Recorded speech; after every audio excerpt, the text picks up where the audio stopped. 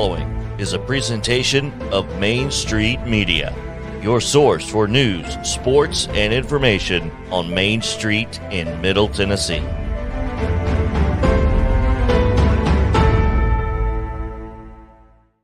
Sounds like 30 years of the best sports talk in Middle Tennessee, featuring Tennessee Radio Hall of Famer George Plaster, Tennessee Sports Hall of Fame coach Watson Brown, and Young Guns Billy Derrick and Michael Cindric. And now, here's your host, George Plaster.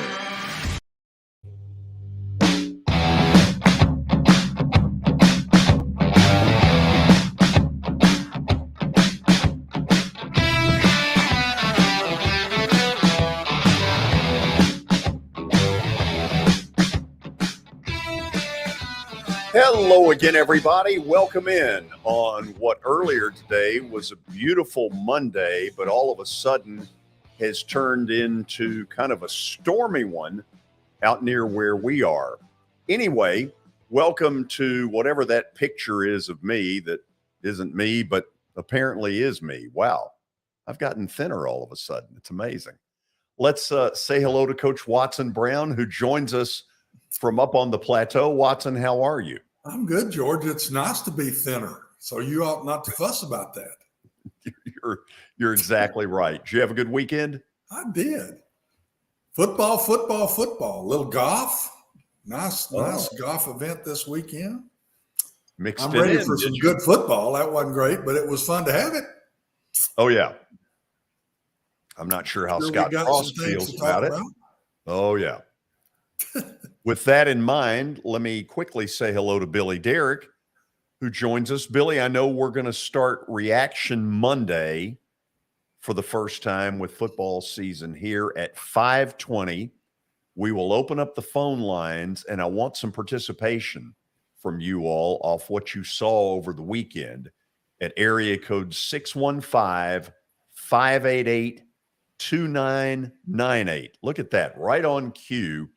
Phone numbers, phone lines will open at 5:20. Billy, how can people text a question if they so desire? George, all they have to do, go to Twitter, Facebook, YouTube, wherever they're watching, go to the comment search bar and just type in your question. If you're on your phone, it's a little bit easier, but even if you're on your laptop, you can type it down, ask a question, ask Terry something about the Titans, ask Watson something about college football, because we know he was glued to his TV today. So that's as easy as it gets, George. Well, they can ask Terry all they want. He won't be here. Well, hadn't thought that one through, had you? Think that one. Maybe we can save that. Hey, let's do check-in with Terry, though. It's time for his daily Titans update. Let's check out his background. It's The Office. Terry, how are you? I'm good. How are you, George? I'm good. I hear the Titans have a new punter. I'm not totally shocked by this, but feel bad that a great guy in Brett Kern is leaving. Yeah, the Titans, it was announced earlier today, and I had reported it previously, that Brett Kern was going to be released by the Titans after 13 years in the organization. He holds virtually all the Titans punting records, the few that he doesn't hold. Craig Hentrich probably still holds those. And it's amazing how that for the vast majority of the time the franchise has been here, we've had two punters. First Hentrich and then Brett Kern. There were about 6 games in 2009 before Kern was claimed off waivers from Denver, where a guy named Reggie Hodges punted very mediocrely for the Titans, and that led to Kern coming here and being the next long-term solution at the position. Ryan Stonehouse is now your new Titans punter, and this kid has a really strong leg and can really boom the football. Anybody who watched the preseason game against Arizona Saturday night saw plenty of evidence of that. Okay, isn't it safe to assume that Brett Kern is probably going to end up in Buffalo? You would think so, because he's from there too, George. He's from upstate New York, near the Buffalo area. So it makes sense in more ways than one, because the Bills are in desperate need of a punter. Kern is the best option out there, and he's from there. So it makes all the sense in the world. Hey, take us through all of the particulars of when the team has to announce the whole cut down to the real opening day roster. Well, the deadline is tomorrow at 3 p.m. Central. They'll have to be down to 53 players at that point. They've already cut 5 players. In addition to Kern, they let go of 2 offensive linemen and 2 safeties today, all of which were seemingly long shots. The most notable one was this kid, Tyree Gillespie, whom they acquired from the Raiders about a week and a half ago. He was hurt, had a broken hand, didn't get to do a lot while he was in here, and they've sent him on his way. After they make the cut to 53, then they will sort through cuts from around the league. I would expect that they will probably add a veteran offensive tackle from somewhere among those cuts. It only makes sense because behind Nicholas Petit-Ferrer, who won the right tackle job, and veteran Taylor Lewan, who's been entrenched and is now replaced Kern as the longest tenured Titan, he'll have the left tackle job. But beyond that, there's not a lot of experience because it's obvious that they now feel Dylan Radins is cut out to be a guard and not a tackle. So once that happens, they can claim a tackle. And then also on Wednesday, they can start signing guys back to the practice squad, which would be 16 members. Terry, anything that came out of the Arizona game as far as injuries that we need to know about? Not a lot that I heard of. There was some concern about Traylon Burks, who went out with a hand injury in the first half. Concern that, he had some kind of issue, but he came back in, played in the second half. That's when he got the touchdown pass from Malik Willis. So he appears fine going forward. Heading into the season, though, there are a few guys that are a little beat up, banged up, and haven't been able to do much in the preseason. Among them are Nate Davis, Danico Autry, and Elijah Molden, but all those guys should be ready to go for the regular season. Terry, good work as always. We'll talk again tomorrow, same time, same place. Sounds good. Thanks. Terry McCormick's Daily Titans update here on the show. And now let's get to the update and take it from there. Let's get to it, George. We start with Vanderbilt here in Nashville. The naming rights of formerly Vanderbilt Stadium has been switched to FirstBank Stadium. It'll be FirstBank Stadium for the next 10 years, and it's already on their field starting today. They'll have it on the back of their press box as well. So FirstBank Stadium announced today. And not that I need to give FirstBank, a lot of stuff as to how to run their bank, but I would hope that they would force Vandy to make some serious, legitimate stadium improvements, Watson, because I wouldn't want my name under it. No, and I think that's part of this, or they wouldn't be giving this money to get their name on there. Is a lot of the money they're giving is going to go to fixing this stadium, is what I would bet. Yeah. Any announcement on how much? No, they don't disclose that information at Vanderbilt. So there was a question about it in the press conference today, but no answer. They had a press conference. Yes, they did. Oh, okay. Item number 2. Item number 2, George. Brian Kelly is keeping the LSU quarterback job a secret. And also, we know Jaden Daniels is likely the guy to win that job, but Kelly has not admitted that yet. So who knows? So, Watson, he put it out there that Florida State has this distinct advantage because they've played Duquesne, which I think is a load of crap. But is there anything to that? And is there anything to the thing of keeping a quarterback who's the starter, keeping that a secret? Is that a big advantage? I don't think so, other than if there's major differences in the two, meaning one's a real athletic guy and the other's a drop back thrower. That's the only advantage. And playing a game, it does help, but not that much. I mean, you've always heard people say you're much better in game 2 over game 1, or you should be. Yeah, that is true, but it doesn't take long to get acclimated in a big game like that, George. And I would think after one series at the most or something, LSU will settle in. Florida State had such an easy game. Those kind of games sometimes don't help you a lick. Now, I've very seldom had any of those because I was always the team somebody was playing in most of the places I was. So, but I don't think playing somebody like Florida A&M, like Mac did, or Duquesne or somebody like that really helps you a ton. Maybe with a new quarterback that hadn't taken a snap in college football yet. That's about it, probably. Yeah. Okay, other quarterback news. Other quarterback news, George. The Michigan quarterback search, I guess, has come to a halt. Jim Harbaugh, said that he's going to go with a two-quarterback system. McNamara will start in game 1, and then McCarthy will start in game 2 for the Wolverines. Watson, what's the old saying? If you have two, you have zero. You have zero. All the ways that I've had quarterbacks in my time and how you're going to try to figure out who it is. I've always said, if you're in trouble and you still don't know going into game 1, you got an issue. But I've never heard of start one in game 1 and then completely start the other one in game 2. What if McNamara comes out in game 1 and absolutely lights it up?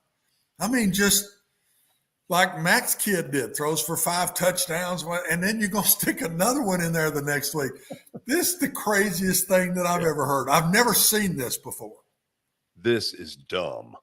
I don't know if it's dumb, but it's crazy. It is. I've never seen it. We'll see how it works out, but I could see this backfiring. Huge. Absolutely. And I don't know how much they're going to learn about either guy because they're playing against Colorado State and Hawaii. So it's not like you're playing. Well, we saw Hawaii, so we know that one. Hawaii would be an underdog to Murfreesboro, Oakland. Yes, they would. And Colorado State is who we beat last year. So I would say both of those is not going to be much competition. Okay, let's get a couple more real quick. George, the Commanders shooting. I did not get a chance to research that. But Brian Robinson Jr., is that what we're talking about with here? Yeah, with suspects and shooting? He got shot last night. Sad story. I have no idea where he was in Washington. The news early is pretty good there. We'll leave it at that, and let's go to the Dodger news real quick. Yeah, LA Dodgers are going to put Tony Gonsolin on the IL, George. So tough news for any Dodgers fan.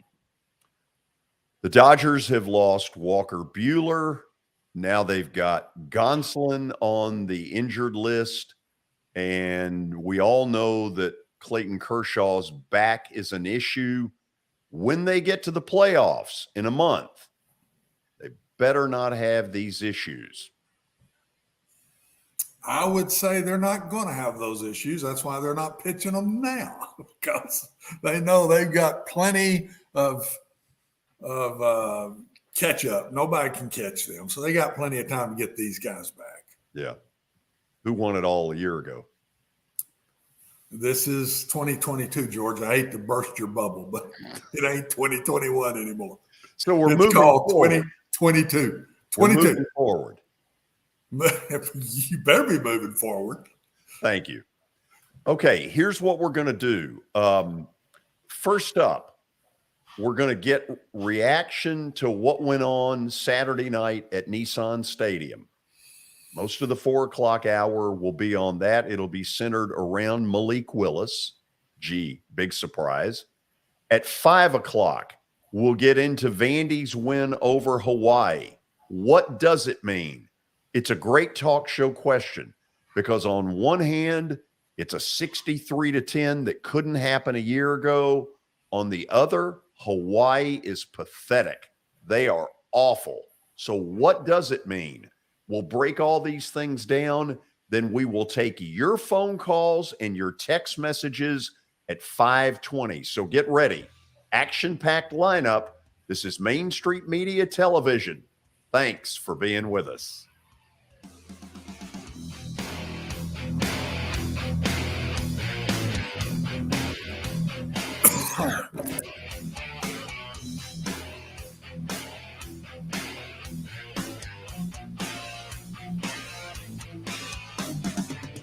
Buying or selling a home can be a very personal experience. Why not go with the team that receives nearly all of their business from referrals? Clearly a trusted name in real estate. The Justin Tucker team with Platinum Realty Partners has sold more than 500 homes in the last 7 years. Voted best in Sumner County multiple times. Proven to be trusted with your most personal assets. Call the Justin Tucker team with Platinum Realty Partners at 615-906-8458. The Justin Tucker team with Platinum Realty Partners, Middle Tennessee's most trusted team in realty.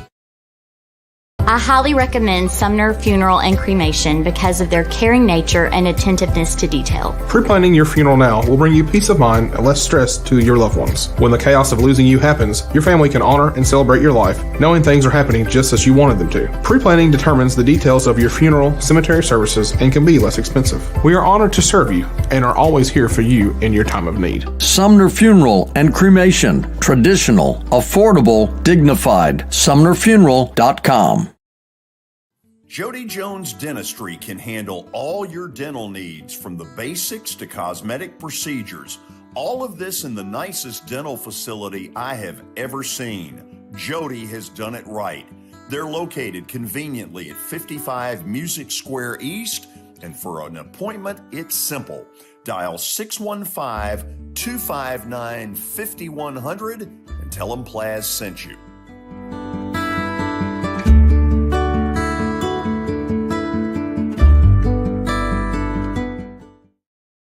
When you're thinking about golf, consider Riverside Golf Links. Under new ownership, the course has improved dramatically. It's now 27 holes, complemented by a 9-hole executive course. Book a tee time now at 615-847-5074 and get ready to enjoy the beauty of golf in the Old Hickory area at Riverside Golf Links.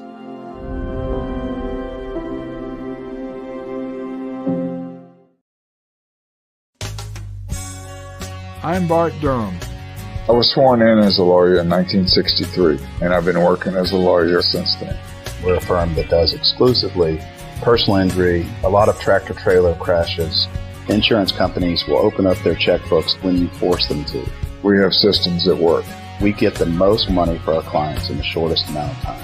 I'm Blair Durham. My dad and I want to help. Give us a call at 615-242-9000. This is Eric Berner with Rockcastle Wealth Advisors. I help people in the pursuit of making their money live as long as they do. People hire me because I use a customized, individualized, and personal approach for the person I'm working with. Everyone's situation is different. If you've lost a spouse or a parent and want to make sure your inheritance is utilized and does not just disappear, I can help with that. Call me at 615-235-1058 or email Eric at rockcastlewealth.com.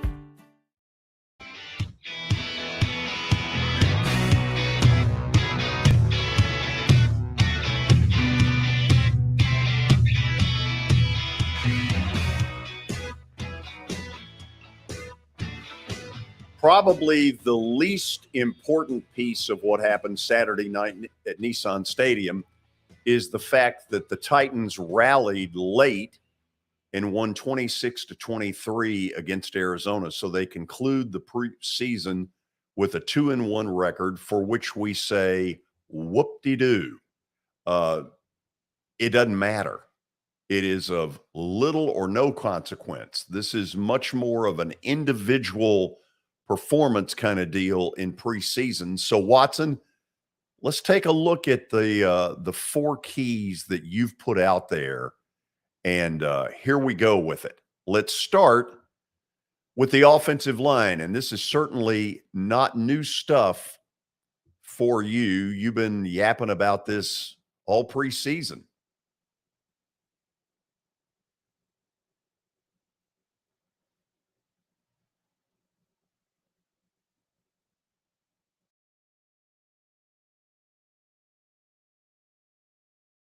Out there is still out there.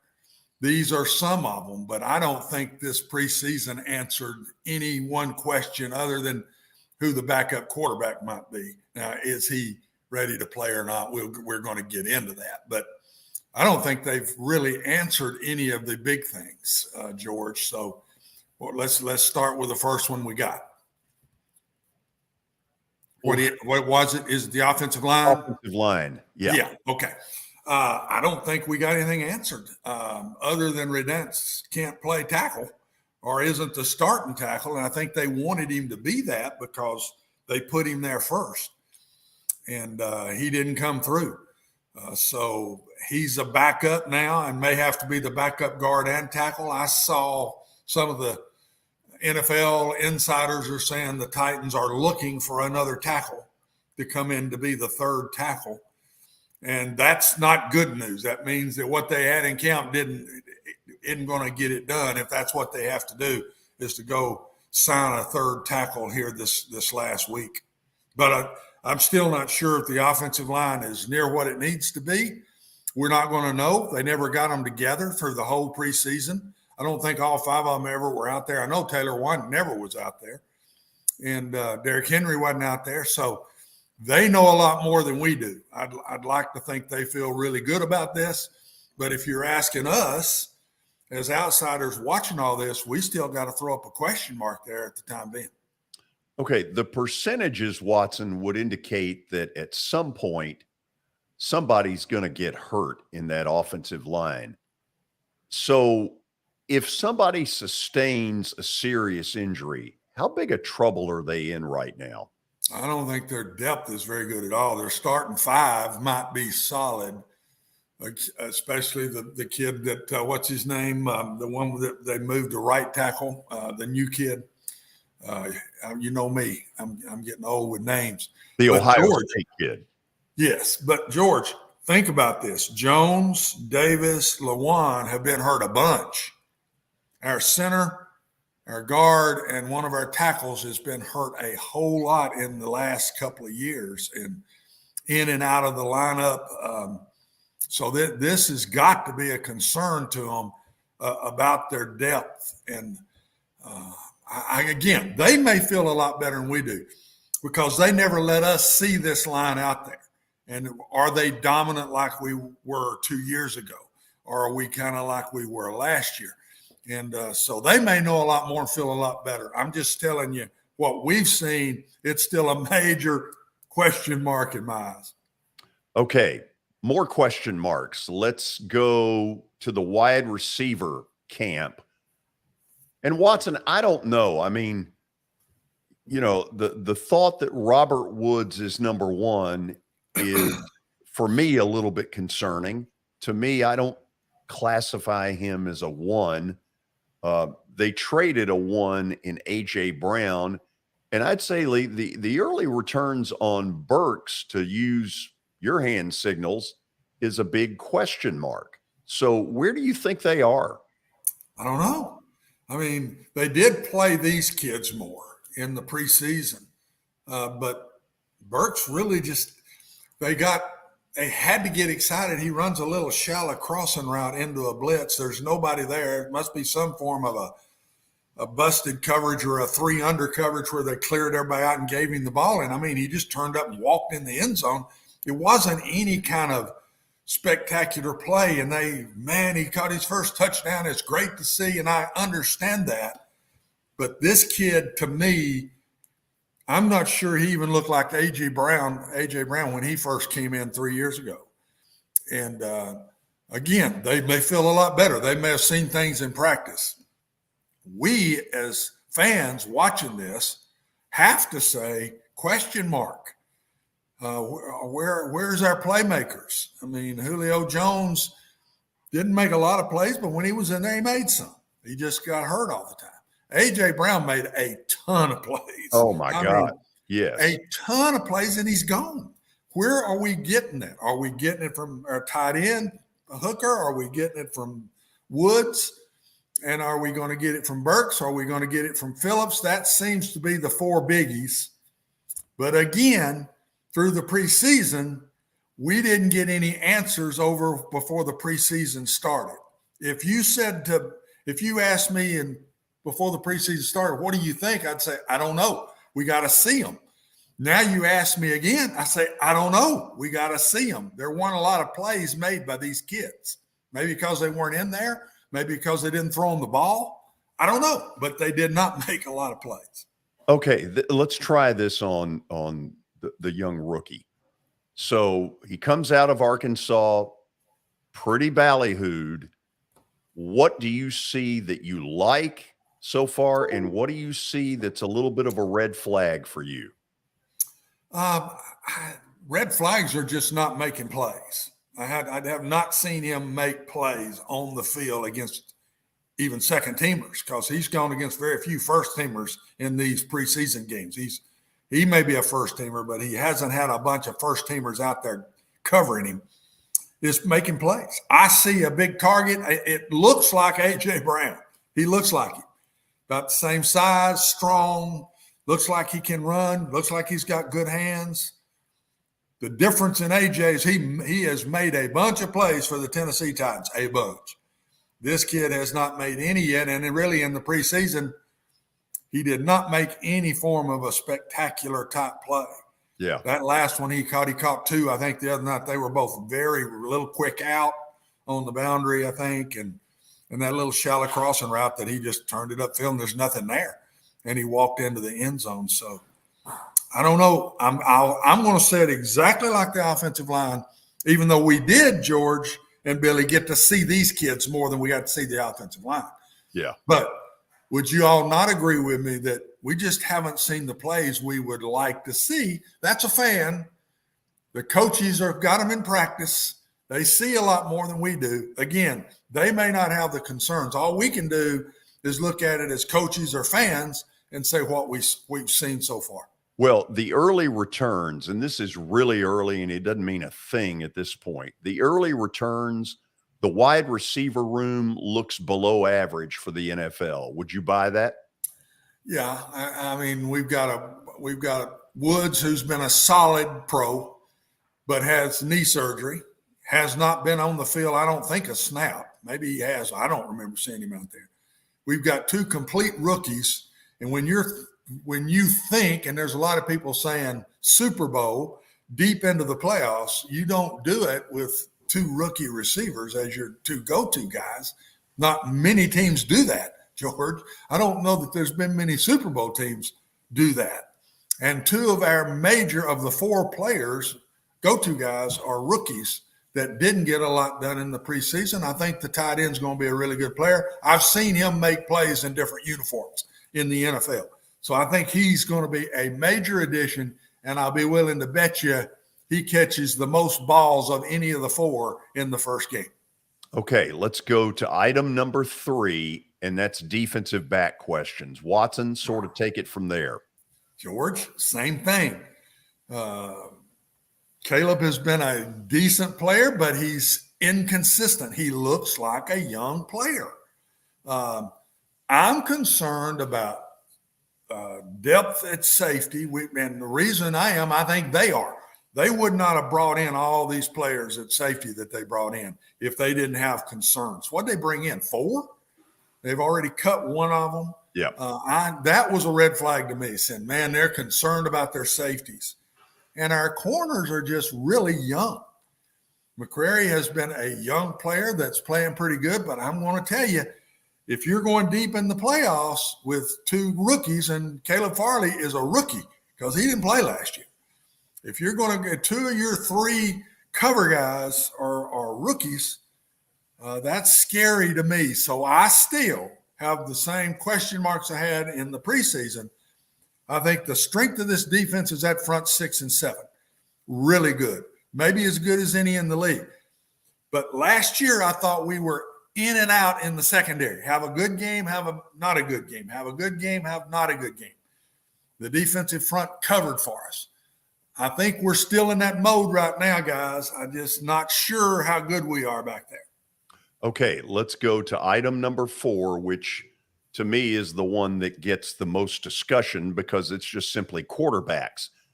Watson, what I see of Malik Willis, and we're going to see a little bit of the long run that he broke off against the Cardinals. Great athleticism, holding the ball too long. Looks like he wants to get out of the pocket. They're telling him to stay in the pocket, and you can kind of see the wheels spinning a little bit, which for somebody who's played 3 pro games, I get. George, I think you're right on. I do. I think you hit a lot of the things. They're trying to get him to throw on time. The toughest thing for a college quarterback to go to the pros is the same toughness of a high school quarterback going to college. The defensive players you're going against are taller and faster. So the openings are smaller and get covered up quicker. So if you don't throw on time going from high school to college, you're going to have a problem for a while. If you don't throw on time going from college to the pros, you're going to have a problem for a while. That's still his issue, even though it is getting better. This kind of stuff right here, I don't think they want him just to take off and run like that, just right out, look one quick look and then take off and run, and he makes great plays. I'm telling you, this is Steve McNair Jr. This kid reminds me so much of Steve McNair, I can't tell you. Strong legs, tough as nails, competitor, wants the ball in his hands. This kid is Steve McNair. I think he's got a great future. I do not think he's going to be a very good backup quarterback if we lose Ryan Tannehill in game 2 for 5 weeks. I don't think he's going to be a great player, and I don't think he can lead us to the deep in the playoffs. Okay, but George, how many are in the NFL? How many backups can take over for the starter and there not be a major drop-off? So we may be talking about something here that really doesn't matter, because I don't know how many. There might be 2 guys that where you could say there's not going to be a great drop-off here, and I'm not sure I could name them. So nobody really has what they've got. Now take Tom Brady. If he gets hurt in game 2, one of those 2 I saw play here in Nashville is not going to be Tom Brady. So I'm not sure every team doesn't have the same issue. Watson, I thought their handling of Logan Woodside Saturday was just downright strange. He plays the last 3 minutes of the game. You could tell he was frustrated when he got in the end zone. He slammed the ball in sort of a, what the hell? That felt like a lot of emotions coming out. It felt like the a past bunch. few weeks. But did that touchdown drive force them to keep him on the roster? I don't think so. I don't think they can eat up a 53rd spot with a quarterback. I saw another one of those NFL wires that the Titans are one of the teams that they think are going to be interested in Garoppolo. But that makes no sense to me. Then you're going to keep a third quarterback if that's the case, because you're not letting Malik Willis go. So I don't know. If they do or they don't, I don't think they will, because of his reactions. I think he already knows where he stands.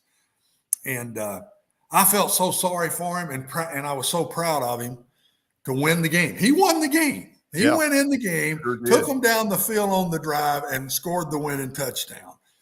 Slammed that ball, and you saw how many of his teammates came over to him. He is a very respected kid on this team, but the NFL stands for not for long for a reason. And it's brutal. And the Titans have decisions they got to make. I understand. Would you cut Malik Willis? I would not. I would not cut Malik Willis. So after all that Woodside has done, and he's been a big part of this team the last few years, the thing that really wasn't fair to Logan was the way they used him in all 3 games. He didn't go out there till he's with the absolute, what do you call them, the bartenders? The bartenders. He didn't get any chance to show himself to the point that somebody else might be really interested in him. That's what I'm concerned for with Logan Woodside. I really respect this kid, and I saw a side of him that tells me he'll hang around the league, because I saw a competitive spirit in him on that last drive now that I hadn't really seen in him up till this point. But they've got to keep Malik Willis, and I just personally will be surprised if they keep 3 quarterbacks. Okay, we'll go to the break on that, and then you will hear from Titans head coach Mike Vrabel, his press conference held recently, and this is Main Street Media Television.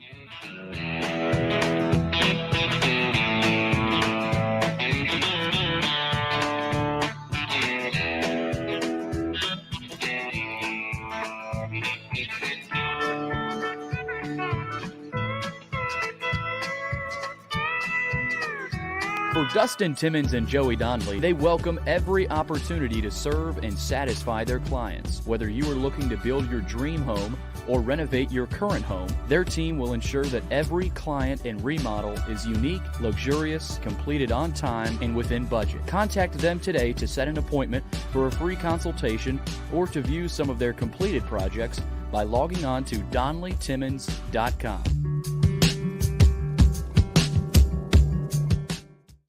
At WellSkin Dermatology and Aesthetics, we pride ourselves in providing access, innovation, and a patient experience second to none. Access to care and treatment when you need it. Innovation with medical-led cosmetics and various on-site technologies for full-service treatments with a customer experience that is calming, casual, and effective. Independently owned, providing medical, surgical, pediatric, and cosmetic dermatology and more. Visit WellSkinMD.com to schedule your appointment today. WellSkin Dermatology and Aesthetics. Access to healthier skin.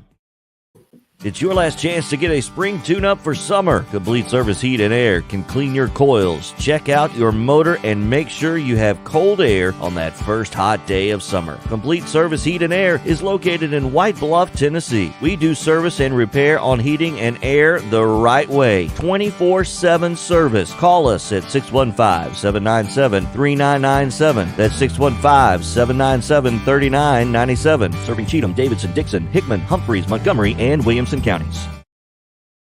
Have you heard about the high levels of radon in Middle Tennessee? Radon gas is the second leading cause of lung cancer, second only to smoking, and has no color, no taste, and no smell. The only way to know if you have radon is to test for it. Duret Radon Mitigation offers testing for small and large-scale residential and commercial properties, plus mitigation services. Visit DuretRadonMitigation.com to request testing or get a free estimate for mitigation. That's DuretRadonMitigation.com.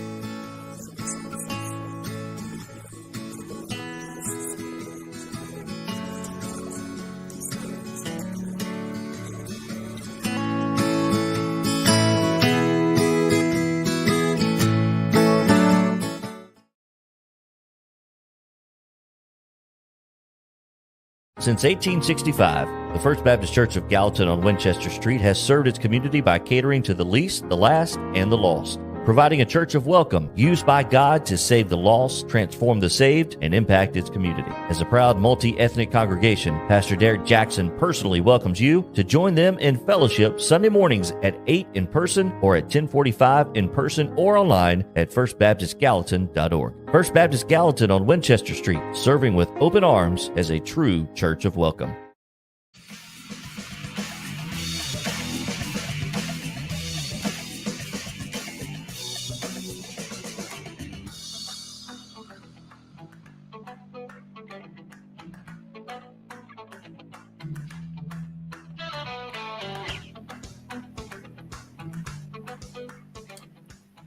You know, the Titans have almost 2 weeks before their regular season opener against the New York Giants. And so they got a little time to work on some things, and they may or may not need that time. But whatever the case, Mike Vrabel earlier today sat down with the Nashville media. Here's what he had to say.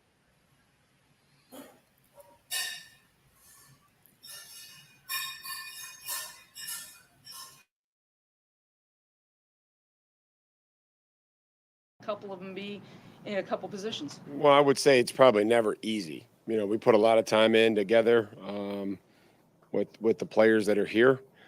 So I would never say that it's easy to have to move on from a player or anybody. You know, I think we demand a lot of them. I think they give us a lot. And so we'll try to, you know, treat everybody with respect and understand that we know that they all can't be here. We'll try to put together a practice squad, and, you know, I think it'll all be pretty fluid. There'll be guys that, you know, maybe we potentially claim from somewhere else, and, you know, then we'll put a practice squad together. In claiming guys, is it you have a list of guys, positions that you look for depth and do it, or is it more as guys are coming on the wire, doing it on the fly, having to be ready to pick up guys as you see them? I would say that we probably identify guys after watching, some of the preseason games, saying, hey, potentially this would be somebody that we would, may have interest in if they were available. John and his staff go through all that. We meet about it, we talk about it, and then, if they do, then there's a long, claiming order. Chances are, if we are interested in them, maybe somebody else is, but go through that claiming process and see where it all shakes out. The other day about guys operating off cards for scout team. For your number 2 quarterback, or the quarterback that's doing that job, how much of a factor in keeping that guy is what he can do for your defense? As far as our backup quarterback, I mean, I don't think that's no, I mean, I think that any of our backup players want to be ready to be able to go in a game and help us win. I think that's a process of, most of the time that's where they get their reps, is during that period once we're into the season, and we want them to play quarterback. We want them to operate as they were, that was their offense. So we try to make it, like I mentioned, as similar verbiage and terminology, and read this and do that. Sometimes back in the day, defensive coaches would circle where they wanted the ball thrown, and guys would be like, man, I can't, there's like 3 guys covering, I can't throw the ball over there. And so it's just gotten to be like, just throw it to the guy that's open and let them all complain. And so I think that makes everybody better, that the quarterback can work the operation, the defense can see the play run as well as possible. So to answer your question, I don't think that's like the first thing we look at is, well, how well that he can run a show team. Like, that's not, they're going to get their reps throughout the season in doing that, primarily. The first part of this week with some unsettled things on the roster to try to just keep moving forward. I mean, we just try to stay as flexible as possible. Like always, we just try to make sure and find out who's available to us with practice, what we need to try to get done. Try to get 4 really good days in, and then let the guys have a couple days off. Let the coaches get away from here for a few days, and then get ready for to buckle up and go on this ride. With camp being over, and Malik Willis obviously still going to be here, how do you facilitate like his continued development, being as though there's going to be so much focus on game plan? Well, I would imagine he'd have a large role in whatever show team that we're doing, and we'll continue to have a lot of drills for him. A lot of guys that throw the football too. So, it's not going to. He's going to. Everybody's that here is still going to practice. Make Dylan potentially a better guard than tackle. We're just trying to make sure guys are ready to go where we need them in the season. I thought he did some good things in there, and it wasn't perfect, but there was some good blocks, and I think we had a couple holding penalties. He was one of them, and those are tough when the quarterback's scrambling and you don't know where he's at, and give a guy a tug at the last second as the quarterback's going by. So I think all in all, he was into it. There'll be some corrections that has to be made, but I thought that he did a nice job. He has talked about feeling more comfortable on the left side of the line than the right side of the line. Do you see that in him? I think that everybody should have some flexibility. I think that there's probably some personal comfort. I mean, I haven't had that conversation with him. I'm just trying to get guys ready and put them in the best spot. And he played some on the left, played some on the right. I didn't notice last night that there was a big difference in how he played from either side. Practicing Tuesday, and how's that work with the timing of cuts? We'll plan on practicing Tuesday, yeah, and we'll let everybody know when we make some decisions on the roster, whether we do some on Monday, some on Tuesday. It's got to be in by, 3 o'clock on Tuesday. But, yeah, we'll practice. Your opinion, can a game like last night for Burks add to his, confidence a little bit as he gets ready for the regular season? Well, as far as confidence, I think you'd have to ask Traylon, but it was certainly really good for us to see and for our team to see and our coaches to see.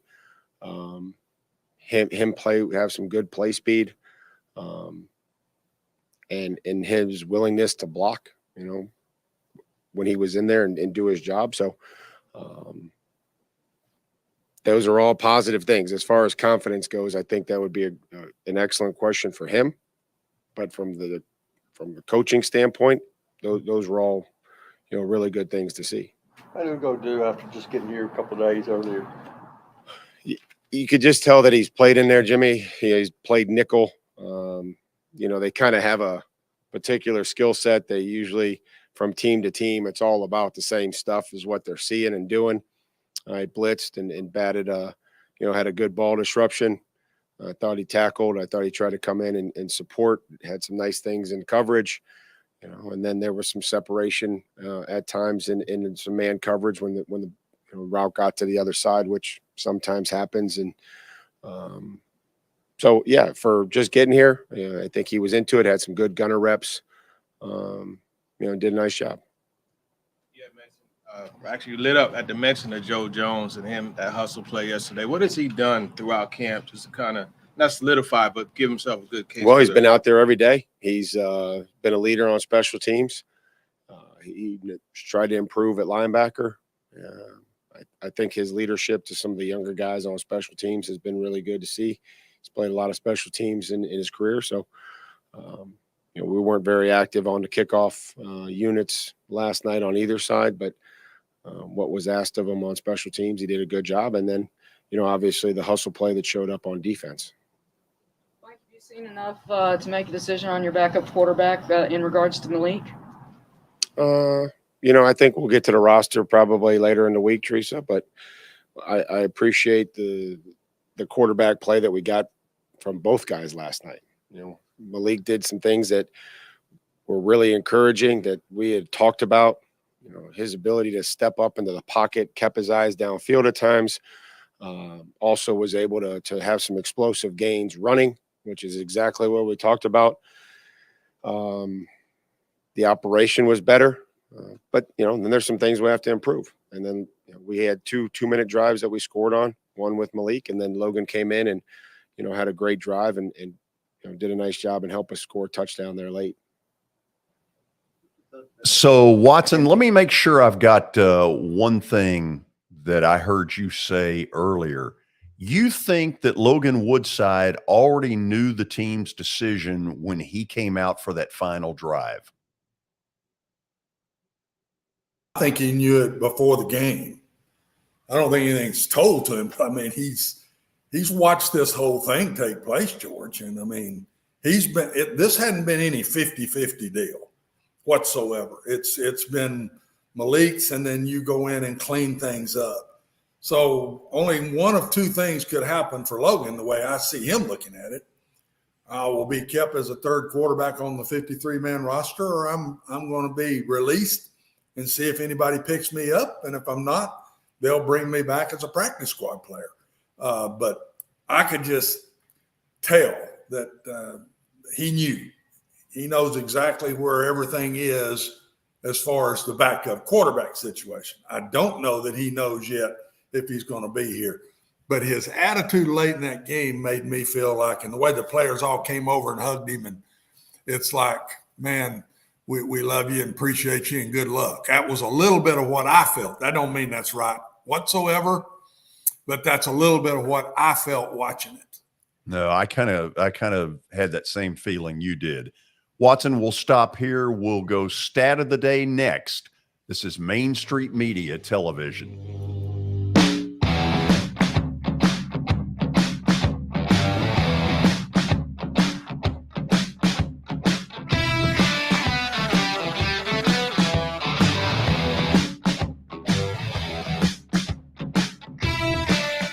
Serving Williamson and surrounding counties, Bone and Joint Institute of Tennessee offers comprehensive orthopedic care with 16 subspecialized physicians. Our practice provides high-tech care with a hometown touch. We offer physician clinics, physical and occupational therapy, advanced imaging, and surgical services, including interventional procedures. Call us at 615-791-2630. We're Bone and Joint Institute of Tennessee. High-tech care with a hometown touch. This is attorney Bart Durham, and this is me. I'm Aaliyah. Keeping in good physical condition is really important to me.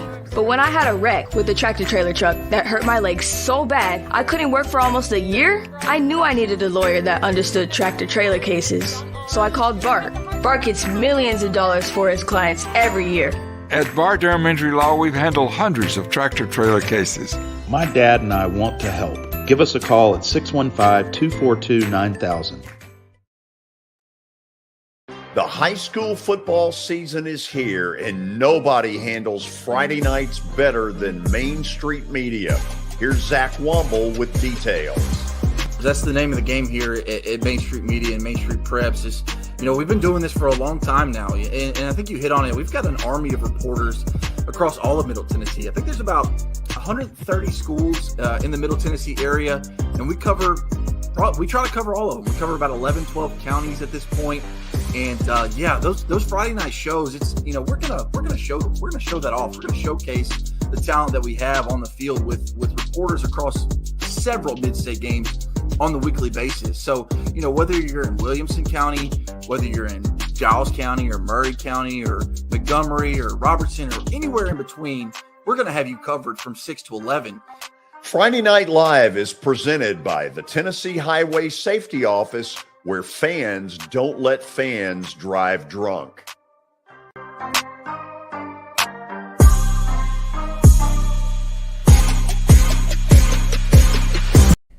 Hey everyone, I'm John English. This is Keith Wallace, and we would like to welcome you to John English Antique Sports and Cards in Shelbyville, Tennessee. We specialize in graded and ungraded sports and non-sports cards, vintage wax boxes, and unopened cases. We have a large selection of PSA graded cards. We also specialize in old sports collectibles, baseball, football, basketball, golf, and tennis. You can find it all at John English Antique Sports and Cards. We are happy to be associated with Nashville's greatest sports antique, George Plaster.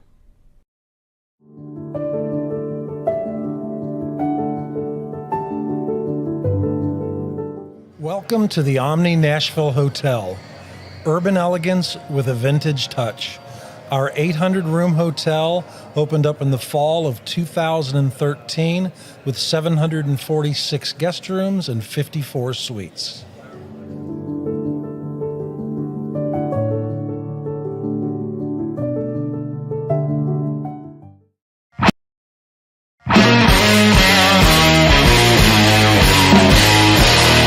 Tell me a little bit about your company.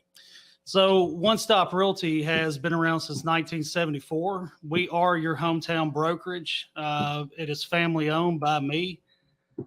We have 30 agents that are waiting to help you with all your real estate needs. That counts as residential, commercial, and property management. We also will be getting into the auction business at the end of this month as well.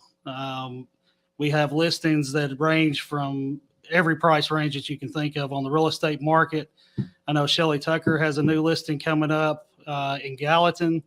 Heather Patton has one in Madison right around the corner here. I have one coming up myself. We have everything you need as far as real estate, and we have the expertise to help you out. Beautiful. Give them a phone number. Phone numbers for the office is 615-822-0750. You can find us on the web at www.onestoprealty.tn.com. Thanks for getting involved with us. George, really appreciate this. Yeah, it's going to be fun. I think so.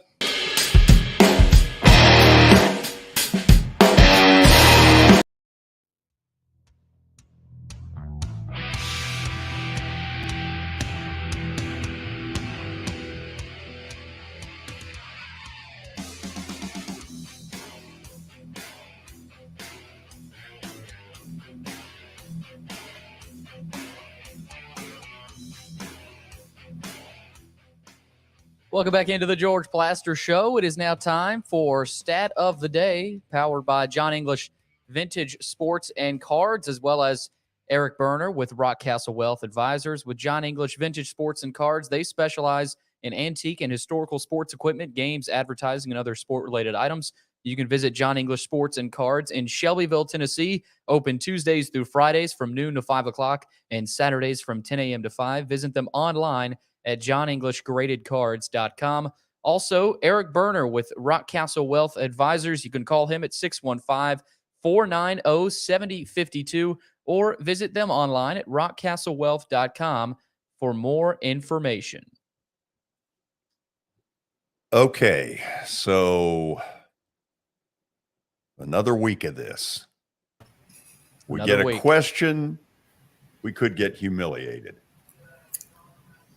Here we go. We ready? Oh, We got yeah. it. In their last 10 college football games, the Nebraska Cornhuskers are 1-9. In those 10 games, what is their combined point differential?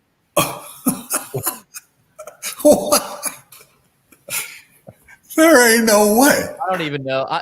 This is my first time seeing this. I'm sorry, Michael. This is ridiculous. I don't even understand that question. No, I do. I get where it's going because they have lost a bunch of close games. And so when you figure one win, which I think may have been the 56-7 over Northwestern, Watson, it's very possible that their point differential might be almost dead even. Yeah, it's somewhere in the 60s, maybe low 70s, maybe something like that. I remember them saying on television the other day they had lost 8 games at the end last year, 7 or 8 by less than a touchdown. Right. Touchdown or less. What they're asking is, okay, you've got a 56-7 against Northwestern. If that's the game, that would be a plus 49. Yeah. The 9 losses could be pretty close to. You want me to throw one out just for the heck of it? Take your shot at it. Yeah. I'm going to say it's minus 20. Yeah, whatever. Well, George, you're not that far off. No, I probably am not. But it's minus 2. So I was on the right track with this.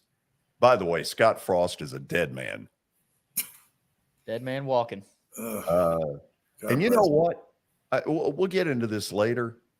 They're not a very well-coached football team.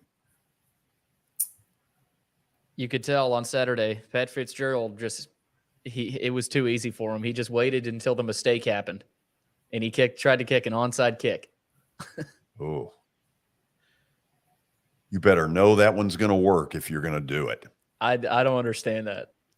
Watson, I guess let's hold off on that because it's going to come up later. What all went on with it? So, okay, we have week 0 done in college football, and now we're going to get the road to the title. Now, we shamed Watson last week because he really gave us a wussy answer. And, oh, yeah, you need to tell us about 5 o'clock first. Yes, I do. It is 5 o'clock, George, and it is brought to you by Middle Tennessee Bone and Joint. The 5 o'clock hour is Middle Tennessee Bone and Joint combined state-of-the-art orthopedic service with a family atmosphere. Whether it's a sports injury, a sprained ankle, or a major joint replacement, Middle Tennessee Bone and Joint Clinic has the staff, training, and equipment needed to take care of any patient in any circumstance. For more information on Middle Tennessee Bone and Joint, visit them online at mtbj.net. Okay, so let's take a look at Watson's road to the title at this moment. And, of course, this is really early. Look, this is maybe a little silly, but what the heck? We want to do it. Bama, number 1. You believe in them. Yeah, I think that they will beat Georgia along the way, and they will be number 1, and they won't lose a game till that point. Numero dos. I don't think Ohio State will have had a loss. I think they're going straight through. So we're going to have 2 undefeated teams sitting 1 and 2 And the question might be, does Ohio State pass Alabama? But I think there will be 2 undefeated teams at the end of the year. Numero uno, dos, tres. The Dogs. Well, Georgia Alabama is going to lose in the SEC championship game. They don't play each other, right, during the year? They do not this year, correct? No. So they're going to play each other. So one of those two's got a loss. I guess basically what I'm saying is I think Alabama beats Georgia in the SEC championship game because of just experience coming back. It's so hard to say this because injury changes everything. But as of now, that's what I think. That's why I got Georgia 3, because I don't think Ohio State's going to lose, and Alabama or Georgia's got to have one loss. Watson, recently I've heard this conversation of the team that loses in Atlanta in the SEC title is automatically the heavy favorite if those two teams were to meet again. And that's what has historically happened. We saw it last year. Alabama beat Georgia, of course, in the SEC title. Are you do you agree with that statement of you lose in the SEC title? If those two teams meet again, it's hard to beat that same team twice. It is. I won't go as strong with it because I'm a coach and I always think that you always think your team can beat them a second time. But human nature would say that, and I think that's tough on the SEC. But the SEC begs for that because they've got 2 of the 4 in the playoffs. If that's the case, they love it. Last week, Watson resorted to Quattro A and Quattro B. I'm proud of him, George. He singled somebody out, and he went. Oh, shamed me, man! I got shamed. You should have seen that one coming, Watson. I got shamed. I didn't have a choice. I mean, you just flat shamed me into this pick. Okay, so you are saying by that pick that our boy Ukulele is going to be way better than a year ago. I don't even know if it'll be him, but I just think Clemson is my 4th one because I'm just looking at a lot of the ACC and who they're picking. I don't think it's going to be very strong. And I think Clemson could be a long ways from those top 3 and still be the 4th team because I don't think the league is that great. Okay, let's get to Vandy. As all of you know, Commodores went to Hawaii on Saturday and absolutely ripped Hawaii a new one. 63-10 was the final. And now you get to the perfect sports talk show question, which is, okay, this is really good for Vandy. What does it mean? Because Hawaii stinks. They're awful. So let's get to a little bit of Watson's analysis about what he saw late Saturday night. No, we're not going late now. I didn't stay up after the. Watson, what time did you go to bed? I think when it hit 35-10, I disappeared. That's the same thing with George. That's exactly when I disappeared. I think I'd had enough. I saw that Hawaii couldn't tackle my daughter, so I really thought at that point I'd go to bed. So, okay, Vandy's better than last year. Yes. They couldn't help but be better than last year, but is it significantly better? I think they're much better, and I'm not saying that that's going to lead to SEC wins. I'm saying they're better.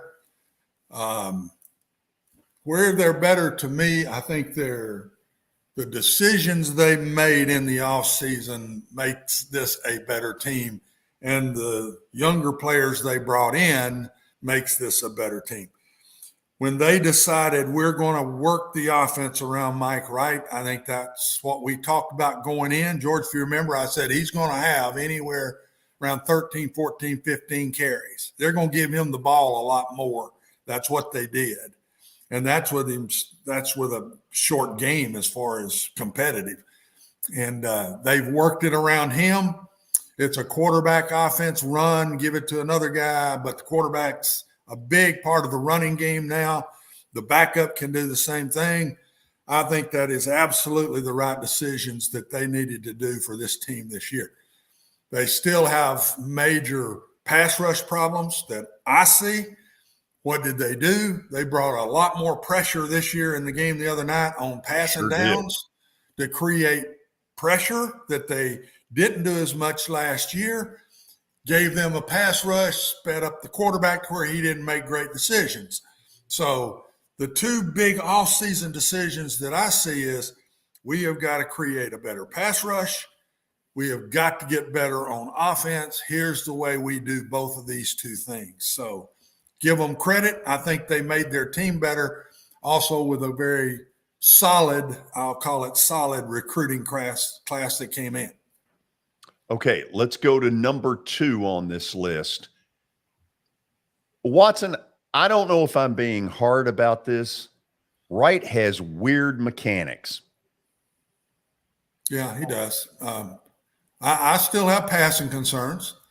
If a lot of the pass plays that we had in the game the other night were off of runs and it's easy throws, a little bit of the Titan deal. Same kind of philosophy.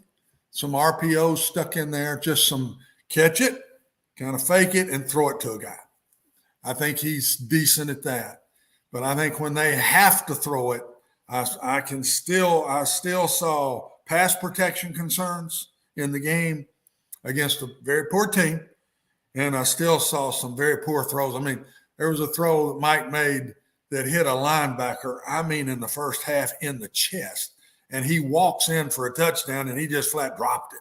But it hit him, and he's got to see that kid. I do not know how he let that ball go right into that guy.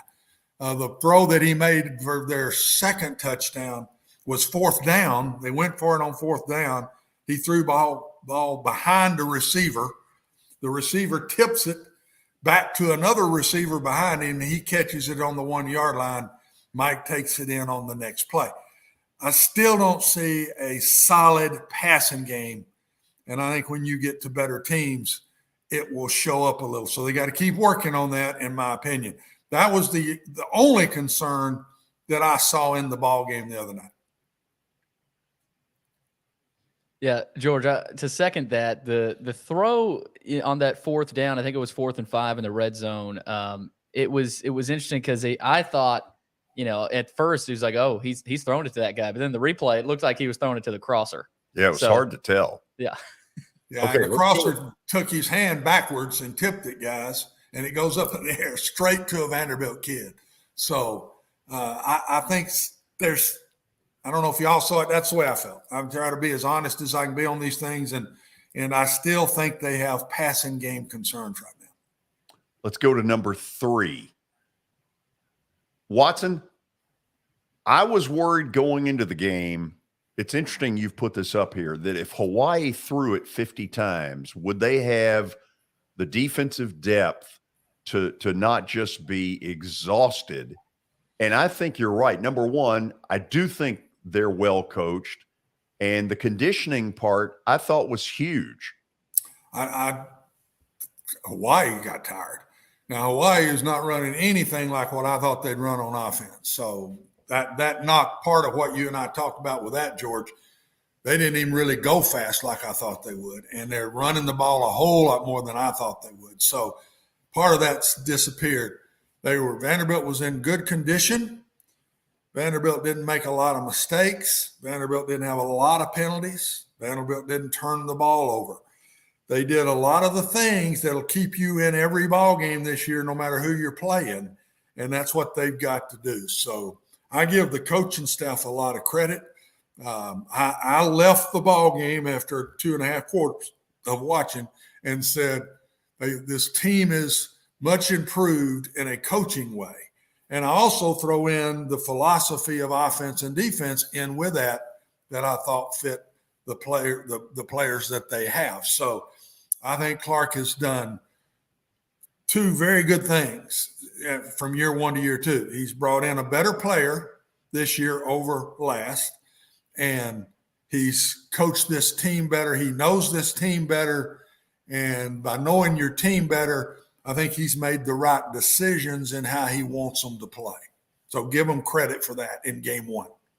Okay, number 4, yes, Hawaii's awful. Watson, you're a coach and you've got a lot better feel for this than I would. Awful as in worse than Vandy a year ago? Yeah, I think Vandy beats them last year. I think Vandy would have won the game last year if they went to Hawaii. Hawaii might be, I hope I'm wrong, but all you can do is watch.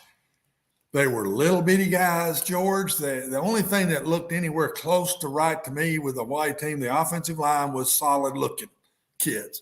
Everything else were little bitty guys. They couldn't tackle anybody. My gracious, they're not touching people.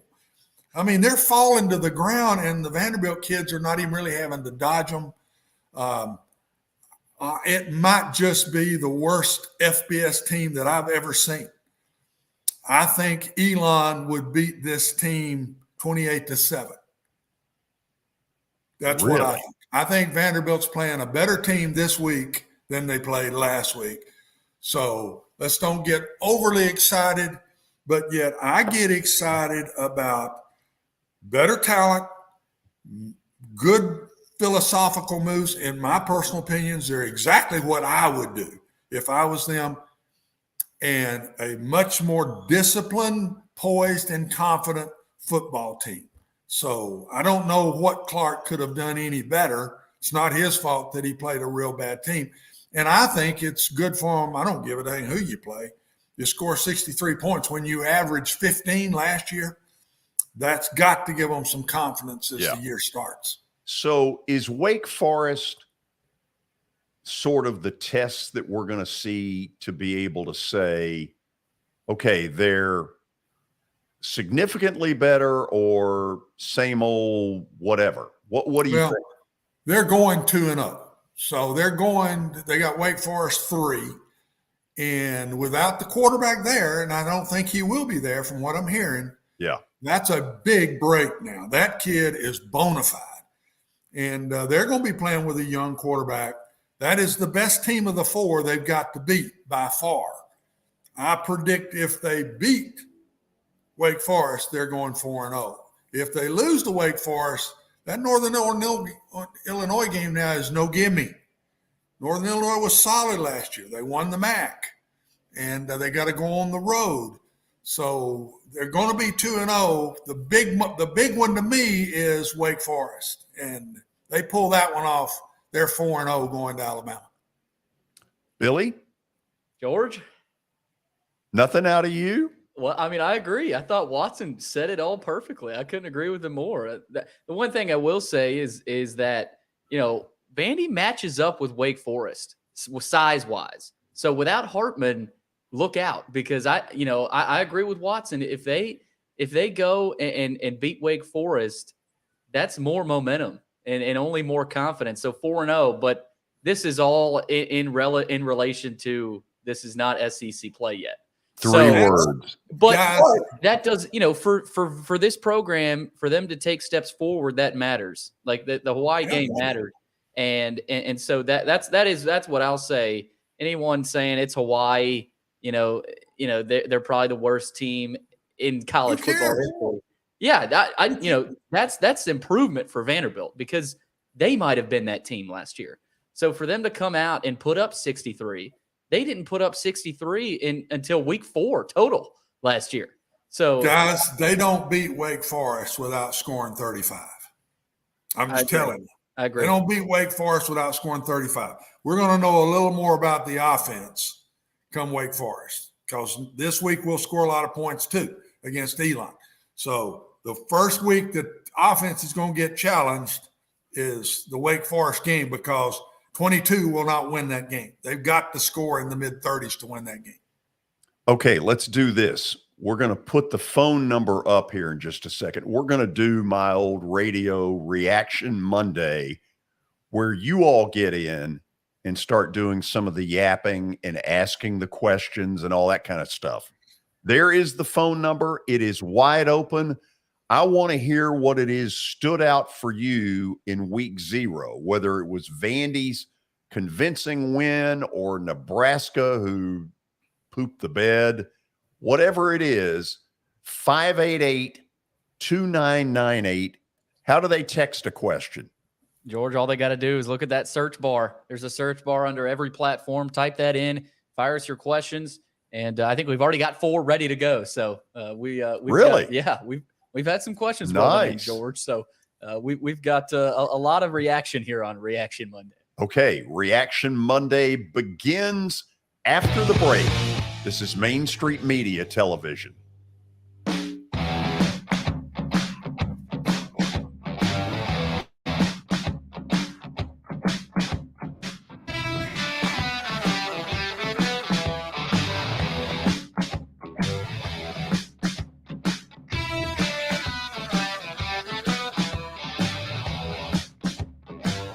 Hi, this is Melissa Hoisington, Regional Crisis Director from Volunteer Behavioral Health.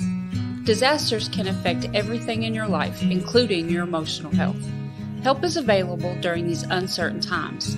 The Tennessee Recovery Project is a free, supportive resource for adults and children who have experienced the effects of natural or human-caused disasters. Specialists are available for counseling by phone or in person. For free, confidential service, please call 833-954-2424. The hotline is open 7 days a week, 7 a.m. to 9 p.m. Move forward with the help from the Tennessee Recovery Project. This is Eric Berner with Rockcastle Wealth Advisors. I help people in the pursuit of making their money live as long as they do. People hire me because I use a customized, individualized, personal approach for the person I'm working with. Everyone's situation is different. One area I can help with is if you are newly or nearly retired, or maybe have changed jobs and have an old 401k account. You may need more information to help you clearly understand your options. Call me at 615-235-1058 or email eric@rockcastlewealth.com.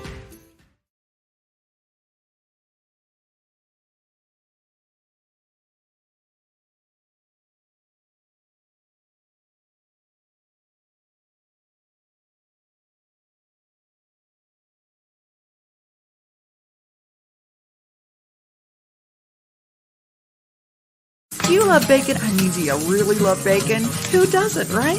The 3rd annual Murfreesboro Bacon Fest is coming up Saturday, September 10th. Admission and parking are free. The Bacon Festival will feature live music, food, and craft vendors. And did I say bacon? You can ride a mechanical hog ride. Visit the Kids Zone with free inflatables. There will also be hourly raffles with great prizes and an opportunity to purchase Bacon Festival merchandise. And did I say bacon? Yeah. There will even be a bacon eating contest. Visit the 3rd annual Murfreesboro Bacon Festival Facebook page for all the details. Buying or selling a home can be a very personal experience. Why not go with the team that receives nearly all of their business from referrals? Clearly a trusted name in real estate. The Justin Tucker team with Platinum Realty Partners has sold more than 500 homes in the last 7 years. Voted best in Sumner County multiple times. Proven to be trusted with your most personal assets. Call the Justin Tucker team with Platinum Realty Partners at 615-906-8458. The Justin Tucker team with Platinum Realty Partners, Middle Tennessee's most trusted team in realty. I highly recommend Sumner Funeral and Cremation because of their caring nature and attentiveness to detail. Pre-planning your funeral now will bring you peace of mind and less stress to your loved ones. When the chaos of losing you happens, your family can honor and celebrate your life, knowing things are happening just as you wanted them to. Pre-planning determines the details of your funeral, cemetery services, and can be less expensive. We are honored to serve you and are always here for you in your time of need. Sumner Funeral and Cremation. Traditional, affordable, dignified. SumnerFuneral.com. For Dustin Timmons and Joey Donnelly, they welcome every opportunity to serve and satisfy their clients. Whether you are looking to build your dream home or renovate your current home, their team will ensure that every client and remodel is unique, luxurious, completed on time, and within budget. Contact them today to set an appointment for a free consultation or to view some of their completed projects by logging on to DonnellyTimmons.com.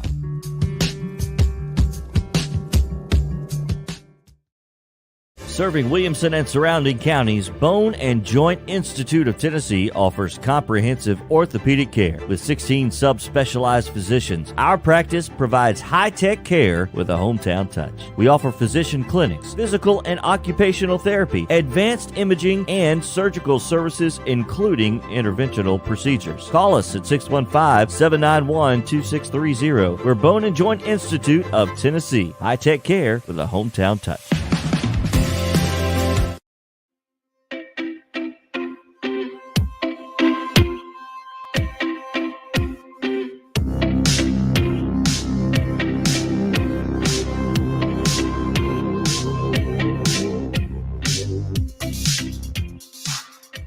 Very excited for our first Reaction Monday of the football season. If you want to call in, we still got a couple of lines that are open, but I want you to basically tell me whatever it is you may have seen in week 0 that got your attention or whatever. Let's talk some football. Let's start with Chuck in Murfreesboro. Chuck, welcome into Main Street Media. Hey, George. How you doing? Doing good. Hope you're doing well.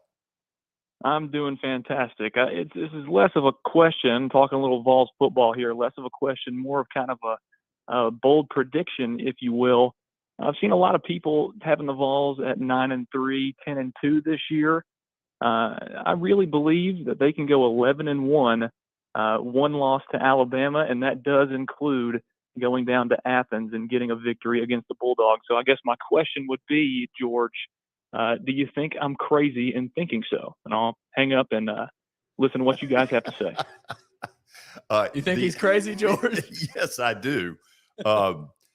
Watson, for it to get to that level, what has to go way more right than we think it is? And stop that in between, having those 2 or 3 series in a quarter where they're just not very good. They got to get more consistent, and the defense has to be much better and much deeper, in my opinion. I think the total number they could win is 11, and the bottom number I think will be lose would be 4. I think they're going somewhere to 8-4.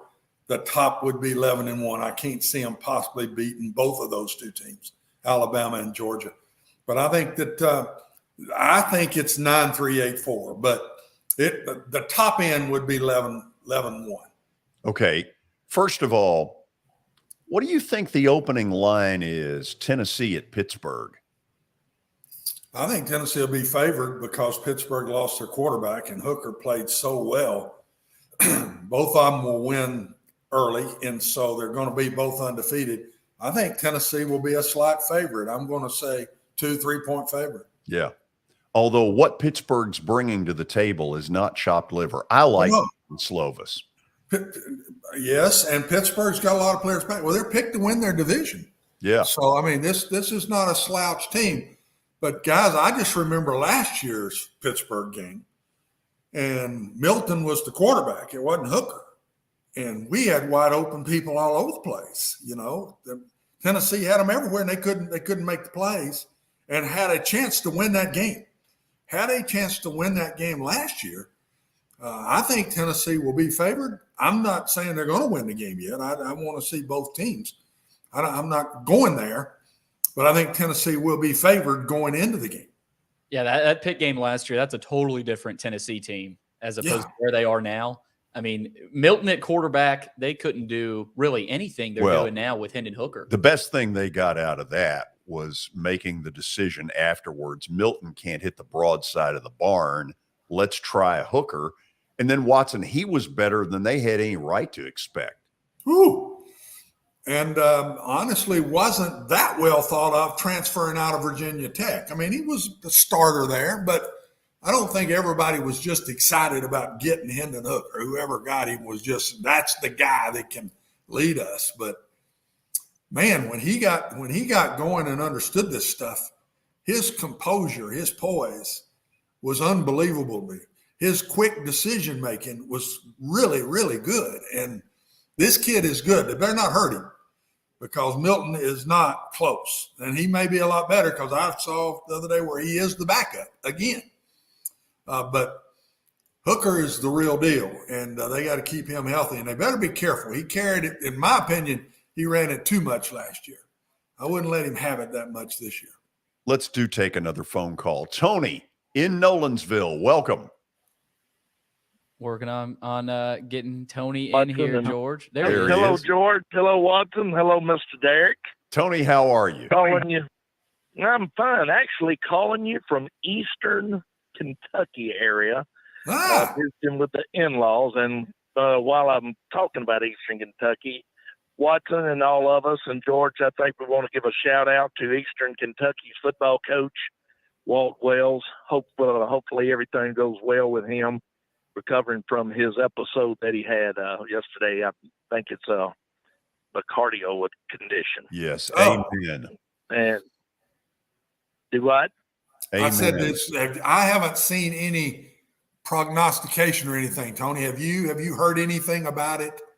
Here other than there was an issue? They reported that just that limited, that it was just that he was resting comfortably in a stable state, if you say, but still going to be running a lot of tests, and don't know that he'll be making their opening game this weekend or not. So that's what was reported here on the news. So, but that's where that is. Guys, also, before I get off here, George, I've got a baseball thing I want to throw at you, but this football weekend, shout out to my governors, Watson, our governors. I thought they gave a good showing at Western Kentucky. I thought they played well. And had it not been for literally two gifts that Western got 14 points off of, P beats them 27-24. That did not look like an FCS opponent playing an FBS opponent to me, Tony. Those two teams were very equal in talent, and Austin Peay could have a good year. I told George that during the ballgame. We talked during the Western Austin Peay game. We were watching it a little bit, and I said, normally there's a bigger difference in that than a not top 10 FCS opponent and not top 10 FBS opponent. There's usually a 24/7 difference, and there wasn't that in that talent level on the field. And I'm not taking shots at Western. I'm giving Austin Peay credit because I can't tell how good Western is. I think Austin Peay is going to be pretty good. I thought Austin Peay controlled the line of scrimmage 3/4 of the game. Yeah, they played. It's 50-50 with them at worst. Yes. Okay, is it more that Austin Peay is quite a bit better or that Western has slipped? Because I didn't see much there on Western side that had me saying, wow, they're really good. No.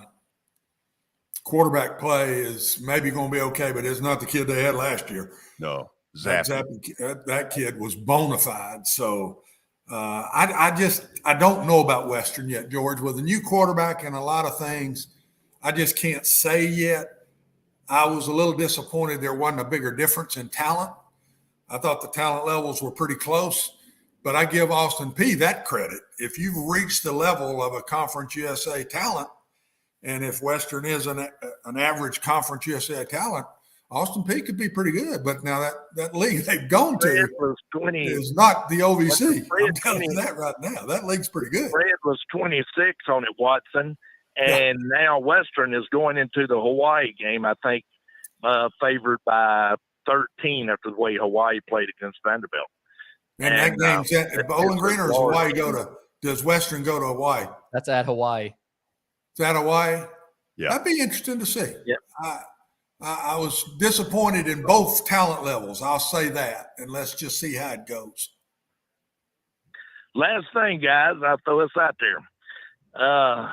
Just recently, and this has been starting to be talked about, George, that the Wainwright Yadier Molina batteries mate is, I think, 2 games away from overtaking or tying the Mickey Lolich and Bill Freehand.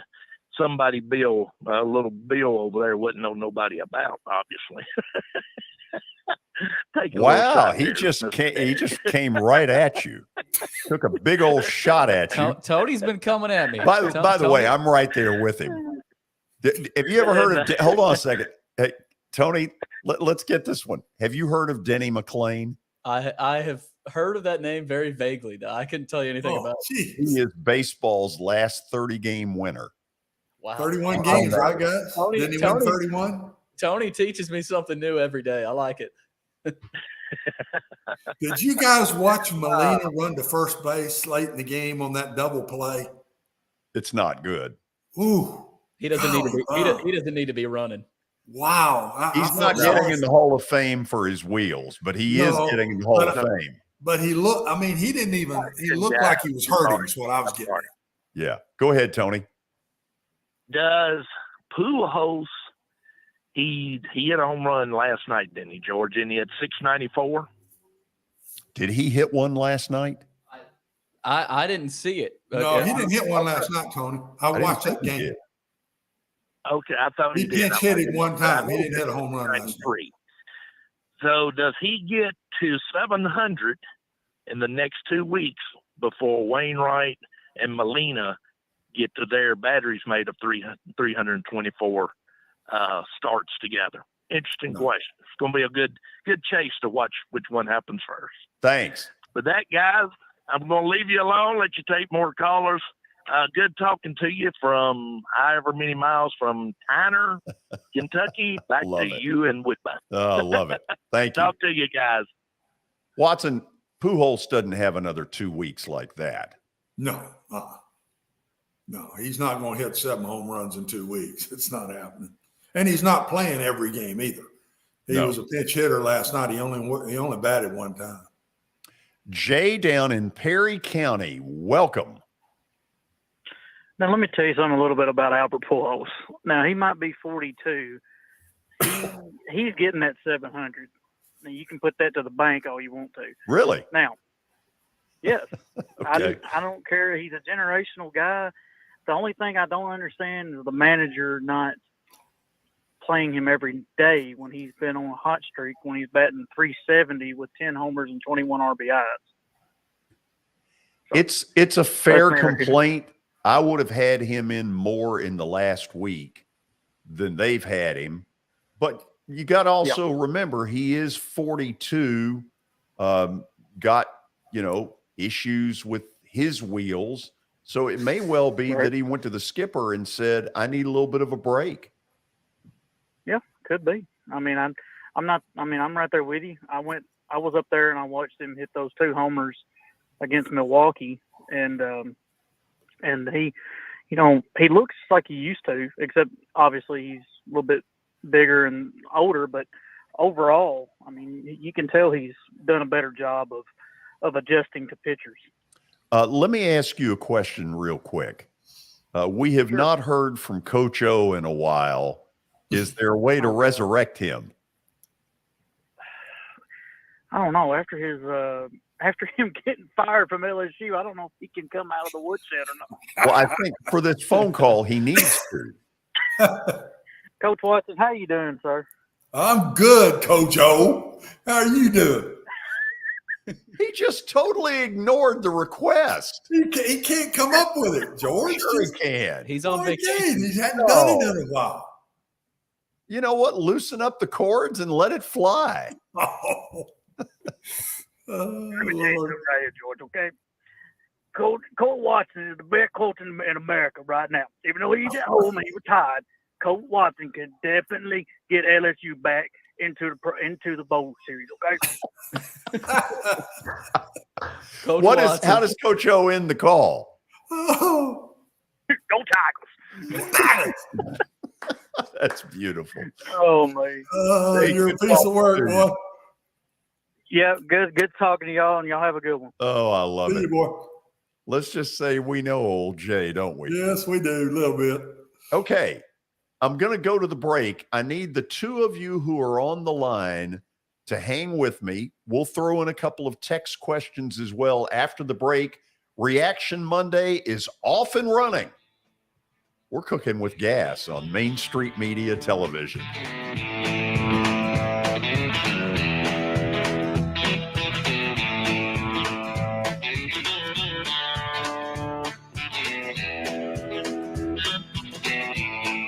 When you're thinking about golf, consider Riverside Golf Links. Under new ownership, the course has improved dramatically. It's now 27 holes, complemented by a 9-hole executive course. Book a tee time now at 615-847-5074 and get ready to enjoy the beauty of golf in the Old Hickory area at Riverside Golf Links.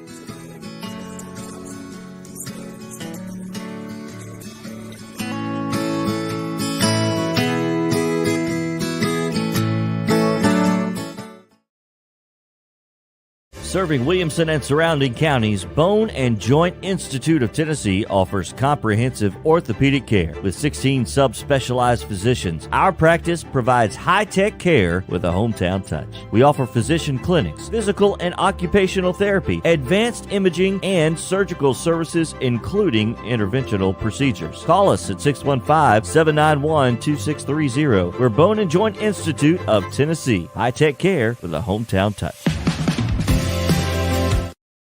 Hi, this is Melissa Hoisington, Regional Crisis Director from Volunteer Behavioral Health. Disasters can affect everything in your life, including your emotional health. Help is available during these uncertain times. The Tennessee Recovery Project is a free, supportive resource for adults and children who have experienced the effects of natural or human-caused disasters. Specialists are available for counseling by phone or in person. For free, confidential service, please call 833-954-2424. The hotline is open 7 days a week, 7 a.m. to 9 p.m. Move forward with the help from the Tennessee Recovery Project. At WellSkin Dermatology and Aesthetics, we pride ourselves in providing access, innovation, and a patient experience second to none. Access to care and treatment when you need it. Innovation with medical-led cosmetics and various on-site technologies for full-service treatments with a customer experience that is calming, casual, and effective. Independently owned, providing medical, surgical, pediatric, and cosmetic dermatology and more. Visit WellSkinMD.com to schedule your appointment today. WellSkin Dermatology and Aesthetics. Access to healthier skin. The high school football season is here, and nobody handles Friday nights better than Main Street Media. Here's Zach Womble with details. That's the name of the game here at Main Street Media and Main Street Preps. Is, we've been doing this for a long time now, and I think you hit on it. We've got an army of reporters across all of Middle Tennessee. I think there's about 130 schools in the Middle Tennessee area, and we try to cover all of them. We cover about 11, 12 counties at this point. And those Friday night shows, it's we're gonna show that off. We're gonna showcase the talent that we have on the field with reporters across several mid-state games on the weekly basis. So, whether you're in Williamson County, whether you're in Giles County or Murray County or Montgomery or Robertson or anywhere in between, we're gonna have you covered from 6 to 11.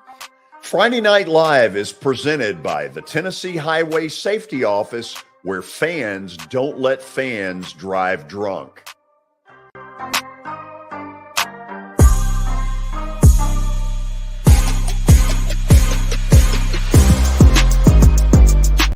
This is Eric Berner with Rockcastle Wealth Advisors. I help people in the pursuit of making their money live as long as they do.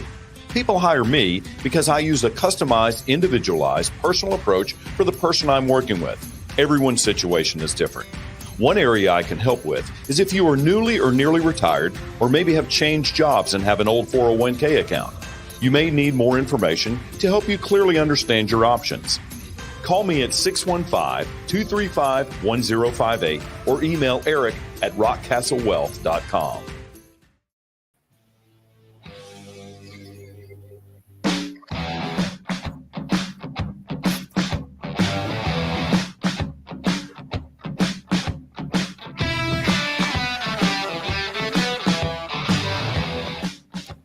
Let's get in our daily chat with Mr. Brian Stewart, One Stop Realty. Brian, how are you? I'm doing fantastic. George, how are you? Watson, doing great? Doing good. Great, Brian. Tell us what's happening at your place. Well, I wanted to lead off by saying that Friday night I got to go to the Hendersonville game and watch them beat South Warren. Got to talk to Billy later that night. Matter of fact, it was funny. Billy called me at like 10:30. I was already at home and had my shoes kicked off and was watching the Braves and Cardinals wrap up and everything. And he calls and he says, "Hey, give us a report on the game." And I'm like, "Okay." So I thought it was pretty good. I was like, well, the environment's not here, but hey, still a good time. I love what you guys are doing with Friday night football, man. There's just nothing like supporting our local football, and I'm glad that I can be a part of that with you guys, and One Stop can be a part of it as well. We've had a great weekend. We've had a bunch of open houses this weekend. Agents are getting out there and hustling for these buyers. Matter of fact, that's why I was a little bit late on the show today. I was helping one of my new agents with the first offer that she's ever wrote up for a client. So exciting times for her. And that's another thing that One Stop offers, is that me as a broker and my agents, my veteran agents in the office, we are always here to help. So if anybody's out there and they are looking for a brokerage to call home, One Stop is a great place to be. You get the broker support. You don't have the fees on you. It's a great place to work and call everybody family here. Tell them how they can reach you. 615-822-0750, 615-440-7011 is my cell. OneStopRealtyTN.com is the website. And as always, we're on Facebook and Instagram. Would appreciate your like and follow. We always have good information for you guys out there for sure. Amen. Brian, let's do it again tomorrow. Sounds good. Thank you, George. Appreciate it. It's a good man right there, Brian Stewart. Okay, Andrew in Franklin is up next. Andrew, talk to me. George, I just wanted to come on to see your reaction to Florida State this past in week 0, winning by 40 against Duquesne. And if you wanted, I could even give you a little update for their matchup going against LSU this Sunday. I have always said that Duquesne is a football school. They really are. It was hilarious because there was a bunch, and I'd never seen this before. There was a bunch of just, not just 30-year-old men, and they were all wearing Duquesne alumni. And knowing that either they were past football players or maybe just went to the school, big boosters, whatever, they were so mad. They were talking trash down 40 points. I had never seen such confidence. So whatever they're doing at Duquesne, there's a lot of pride around a lowly program. Watson, Duquesne is in Pittsburgh, correct? Is that right? Pittsburgh? I think so. I'm not sure, but I think you're right. Yes. So did this draw a sellout? No. The student section was sold out. Actually, the student section filled out 16,000, even with a lightning delay. Yeah, it drew a tsunami. I'll tell you that. Yeah, and the funny thing was, a lot of the students didn't leave. They were just out in the stands, so they didn't want to leave and give up their spot. So, I mean, yeah, it was for the rest of the stadium. Obviously, not everyone's gonna, come out for Duquesne week 0, but maybe those people will come in if the Florida State gets a win this Sunday. Yeah, I'll tell you this: you're going to be outnumbered. That neutral site thing in New Orleans is a load of crap. That's no neutral site. Welcome to Baton Rouge. Yeah, Baton Rouge West. Yeah. Yeah, but I mean, it's either way. I honestly kind of wish it was in Death Valley. That would have been a cooler, just a cooler atmosphere. Obviously it's still going to be all LSU fans, but it's going to be exciting to see. Coach Norvell came out today and said, it's going to be Sunday night college football, only game on. That's how we want it. So I'm excited. You should be. Hey, thank you for the call. Of course. Watson, real quickly, the line is only LSU by 3. What do you think? I think it's toss-up. I absolutely think it's toss-up, and I believe the quarterback play that's the best on either team wins the game.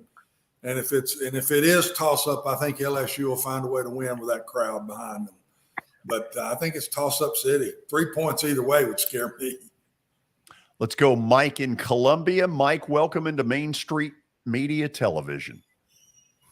It's great to be on Main Street Media, guys. So in regards to the Los Angeles Angels situation, I'm wondering what your prediction is. Are they going to move? Are they going to stay in Anaheim? Could they be in Nashville? What's the deal with all this? What do you think? Okay, hold on a second. First of all, I have not heard anybody say they're moving. That's a great market, and they draw – when they're halfway decent, they draw a ton of people. Watson, that said, Artie Moreno as an owner was the pits. Nothing he did really worked. No. I mean, you look at the money he spent in free agency, and it all went down the toilet. Yeah. It hadn't been good. No, I mean, he's arguably got two of the 5 best players, everyday players, in Mike Trout and Ohtani. Yeah. And yet they haven't been anywhere close. He paid, what was it, $38 million a year for Anthony Rendon? Yeah. I mean, don't get me wrong, Rendon's a nice player. He's not worth $38 million. No. Good Lord. Definitely not.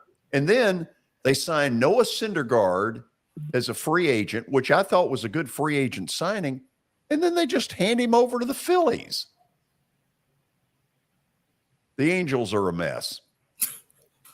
Going to be a mess. It's not a dumpster fire. Mike, are you still there? I'm sorry, I got distracted for a second. No, that's okay. Are you an Angels fan? No, I'm a Nashville resident who would love to see some Major League Baseball come to our great city. So maybe I was a little wishful thinking on my part, but you can always hope, you know. No, I like where you're going. Honestly, I have not heard anybody say that the Angels with this sale would end up moving. I just don't think that's the case. But I do appreciate your call. Thank you. Of course, thanks.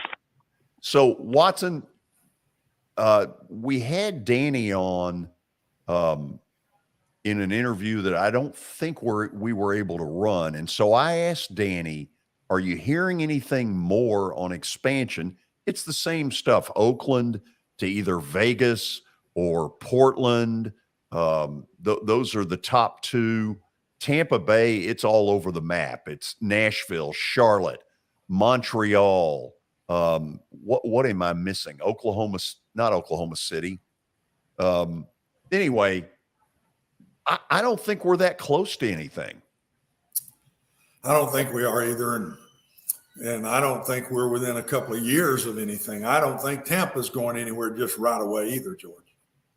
Boy, if you look at their games, though, God, they're not drawing squat. Which amazes me. Yeah. They're a good team. They've been a good team. But it's just where it is. It's down there in St. Petersburg, and I know the area well now. My son lives there. And it's just so far from Tampa. Not easy to get to, George. You got to cross the bay. It's not an easy place to get to. And I really think it hurts their crowds. Big traffic issues, isn't it? Yes. Big traffic issues. Yeah. Okay. To the callers who came on with us today, thank you. To the text, Billy, you got to take over there for a second. It looked like I was going to die. You good? To the text questions, let's get to those tomorrow because I know you said you had 4 or 5 that were there. We will continue with this. With football season upon us, we want to get more and more of you involved in the calling part of the show because for us, that has been a huge staple over 30 years to get your participation in all this. Let's go to the break. And do you know what's coming up, Watson? I know exactly what's coming up. Well, say it. Well, who you got? I'm trying to sit here and think of who you're going to take this time. Well, let me put it this way. I came within an eyelash of going 2-0 this weekend. Yeah, you did. We'll talk about it when we come back. It's the Plaster Bet of the Day on Main Street Media Television.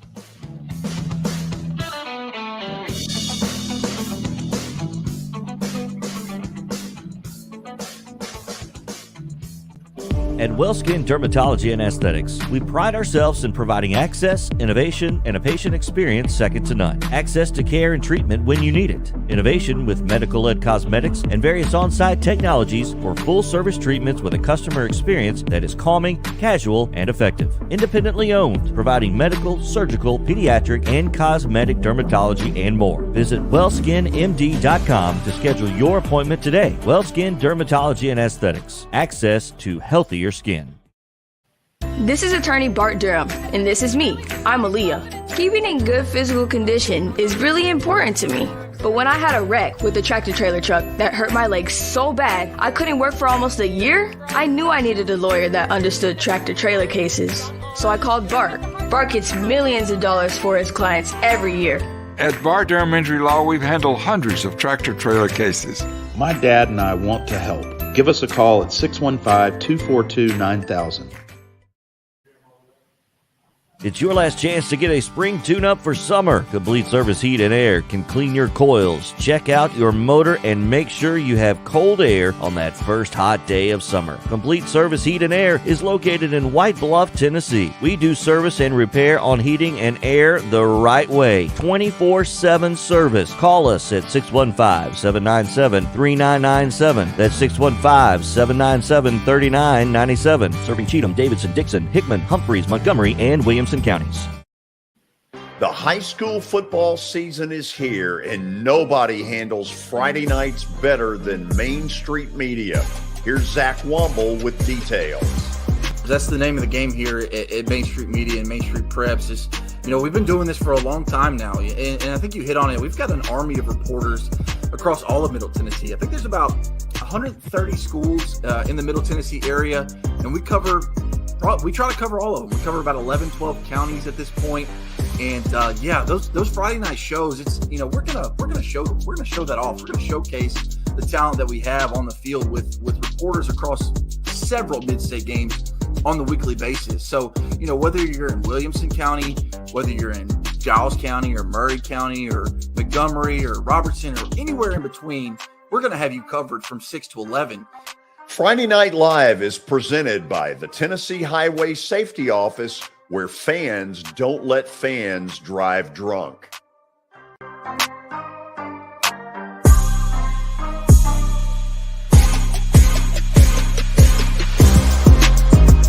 Do you love bacon? Do you really love bacon? Who doesn't, right? The 3rd annual Murfreesboro Bacon Fest is coming up Saturday, September 10th.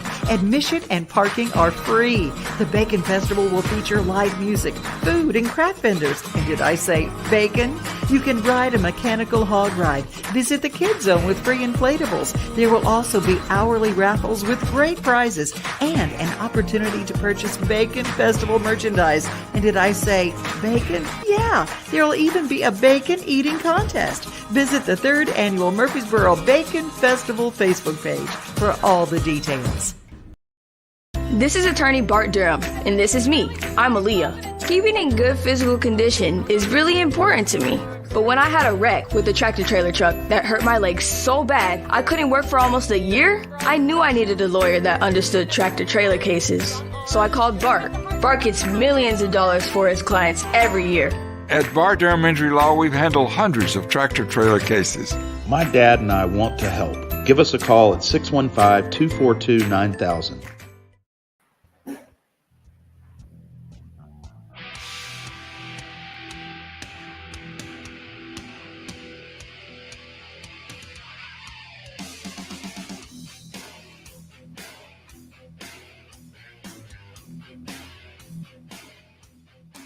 It is time to make you a little of this, a little moolah.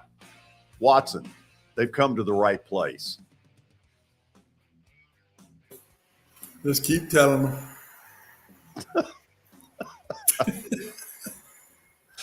You keep going for it. You don't seem all that confident, do you? Oh, yeah. You're on a roll. Enjoy it. Yes. You're behind me, winter tie. There's a sponsor to this segment, is there not? Yes, there is, George. Bart Durham Injury Law. They've aggressively protected the rights of a broad range of victims of car accidents and personal injury in both Tennessee and Kentucky. If you too have seen your life interrupted by an injury on a highway, in a hospital, or at your workplace, You should let their attorneys do the work fighting for the full financial compensation that you need while you and your family focus on your complete recovery. Learn more about Bart Durham Injury Law by logging on to bartdurham.com. And we go through your results. George, 21-15. Good week last week. The Yankees, of course, they were hot early on in the week, but Friday took a loss to them. But you did get well, hold on a minute. They screwed me. Oakland scored a run in the bottom of the ninth. I had the Yankees minus a run and a half. Very bitter. But then came back strong on Saturday. Came back strong with North Texas on Saturday. That was a good pick. I was keeping track of that one. Why is that not up there? You see North Texas there on Friday. Oh, I do see it. Yeah. In green. We probably need to get the glasses. Yeah, the mean maybe worked on a little. The mean green got it done for you, George. But we move to your bet of the day for tonight. Taking Toronto. Yeah. Minus a run and a half and minus 120 against Chicago. Here's the deal. Cubs have brought up a young guy, and this is not the kind of lineup you want to make a major league debut against. The odds are way too big to just go straight up. So we're going Toronto minus a run and a half, which is almost even money, minus 120. Watson, it's going to work, and we're going to have a win tonight. I agree with this one. Good. I like this one. I think this is a good pick. Yeah. Okay. We're done for today. Tomorrow, Tony Basilio will join us from Knoxville. We'll talk Big Orange football. We'll get into a bunch of stuff, but that's where we'll start it. See you at 4 o'clock. This is Main Street Media Television.